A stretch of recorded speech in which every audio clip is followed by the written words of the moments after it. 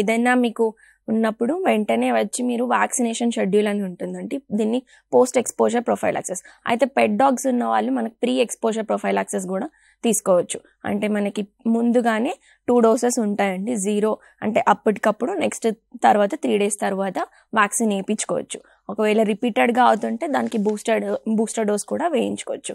అయితే మీకు వెంటనే డాక్టర్ దగ్గర వచ్చాక పోస్ట్ ఎక్స్పోజర్ అంటే తర్వాత అది మీకు లాలాజలం అంటిన, బైట్ ఉన్న, స్క్రాచ్ ఉన్న తర్వాత మీరు వచ్చాక మనం పోస్ట్ ఎక్స్పోజర్ ప్రొఫైలాక్సిస్ అనేది ఇస్తుంటాం.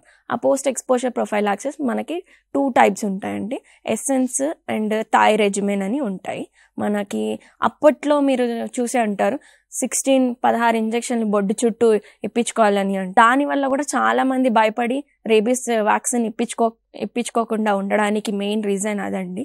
కానీ ఇప్పటికీ కొందరికి తెలీదు, చాలామందికి ఊళ్ళో ఉన్న వాళ్ళకి ఇప్పటికీ వాళ్ళు ఇంకా 16 ఇంజెక్షన్లు తీసుకోవాలి బొడ్డు చుట్టూ అని అనుకుంటున్నారు. కానీ కాదండి, ఇప్పుడు చాలా డెవలప్ అయిపోయింది మనకి. దీనికి ముందు ఇప్పుడు దాని తర్వాత ఓన్లీ 5 doses మాత్రమే 0, 3, 7, 14, 28 డోసెస్లో మనకి మజిల్లో ఇచ్చే జస్ట్ 2 sides మజిల్స్ ఇస్తే సరిపోతుంది, అలా ఉంటుండే. ఇప్పుడైతే ఇంకా నెక్స్ట్ అప్డేటెడ్ ఇంట్రాడర్మల్ అంటే స్కిన్కి ఇస్తే సరిపోతుంది, మీకు ఎక్కువ నొప్పి కూడా ఉండదు. జస్ట్ 2 sides వచ్చినప్పుడు ఇక్కడ ఏదైనా 2 sides జస్ట్ స్కిన్కి తీసుకుంటే సరిపోతుంది. మనకి ఇంట్రాడర్మల్ అంటారు. అది మీకు ఓన్లీ 4 doses 0, 3, 7, 28 daysలలో ఇస్తున్నామండి.